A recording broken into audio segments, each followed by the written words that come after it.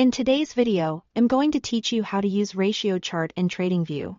By the end, you'll know how to quickly compare assets head to head, how to use community-built tools to make those comparisons clearer, and how to view fundamental ratios when you are analyzing stocks.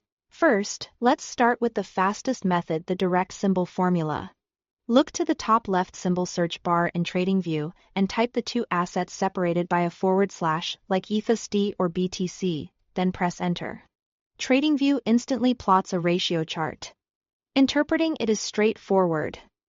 The asset before the slash is the numerator, and the one after the slash is the denominator. When the line is rising, the numerator is outperforming the denominator. When it's falling, the denominator is outperforming. This is a great way to see relative strength at a glance. Keep in mind, flipping the order flips the story. ETHUSD BTC US tells you how ETH is doing versus BTC BTC, or ETHUSD tells you the opposite. Use your preferred time frame to match your style intraday for quick rotations, daily or weekly for bigger picture trends.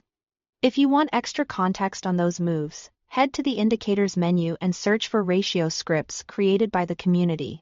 These tools are designed to work with ratios and often include built-in moving averages or smoothing.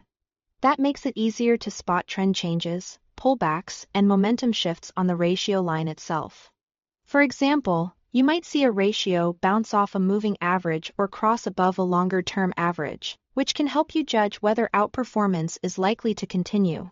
These scripts typically let you adjust settings so you can tune them to your time frame and volatility preferences. They don't change the core concept, they just make the signal cleaner and more actionable. Finally, if you are analyzing stocks and want to see fundamental relationships rather than price-to-price comparisons, open indicators and go to the financials section. There you can plot pre-calculated ratios like price to earnings or price to sales right on your chart. These series help you visualize how a company's valuation evolves over time.